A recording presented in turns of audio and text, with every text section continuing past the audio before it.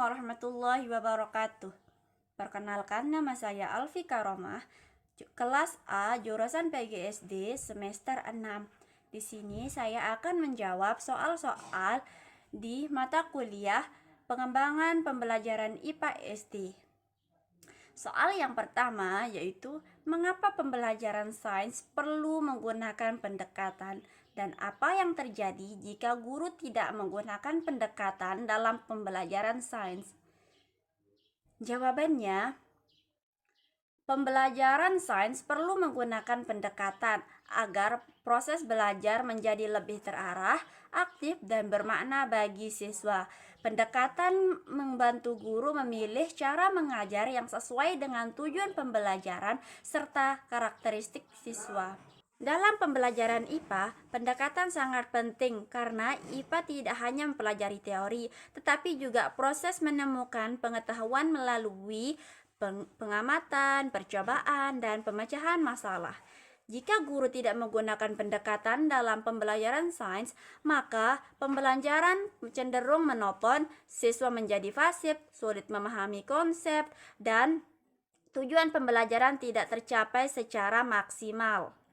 Soal yang kedua, materi IPA mempunyai 4 karakteristik, yaitu pengetahuan faktual, prosedural, konseptual, dan metakognitif. Dari keempat karakteristik tersebut, manakah yang paling sulit diukur dalam ujian tertulis?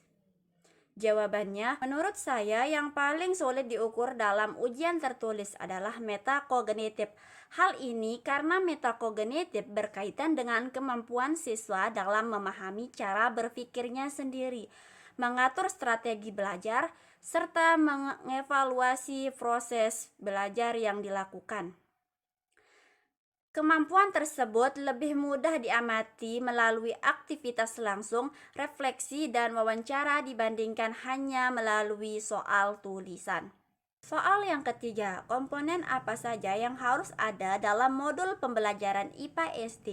Jawabannya yaitu komponen yang harus ada dalam modul pembelajaran IPA SD antara lain yaitu identitas modul, capaian pembelajaran, tujuan pembelajaran, materi pembelajaran, media dan sumber belajar, metode atau model pembelajaran, lembar kerja peserta didik, penilaian atau evaluasi, refleksi, daftar pustaka. Komponen-komponen tersebut diperlukan agar pembelajaran berjalan secara sistematis dan memudahkan guru maupun siswa dalam proses belajar. Soal keempat, deskripsikan bagaimana cara menggabungkan dua model pembelajaran dalam satu kali pertemuan dalam pembelajaran IPA. Jawabannya yaitu cara menggunakan dua model pembelajaran dalam satu kali pertemuan IPA dapat dilakukan dengan menyesuaikan langkah pembelajaran. Misalnya, menggabungkan model problem-based learning dan cooperative learning. Pada awal pembelajaran, guru memberikan masalah yang berkaitan dengan materi IPA untuk dianalisis siswa secara berkelompok. Setelah itu, siswa bekerja sama dalam kelompok untuk mencari solusi, melakukan diskusi, dan mempresentasikan hasilnya. Dengan cara ini, siswa tidak hanya belajar memecahkan masalah, tetapi juga belajar bekerja sama dan berkomunikasi dengan teman kelompoknya. Soal kelima, yaitu menurut Anda salah satu model pembelajaran yang paling efektif digunakan dalam pembelajaran IPA untuk mengembangkan kemampuan berpikir kritis siswa SD. Jawabannya, menurut saya, salah satu model pembelajaran yang paling efektif untuk mengembangkan kemampuan berpikir kritis siswa SD dalam pembelajaran IPA adalah problem-based learning atau PBL.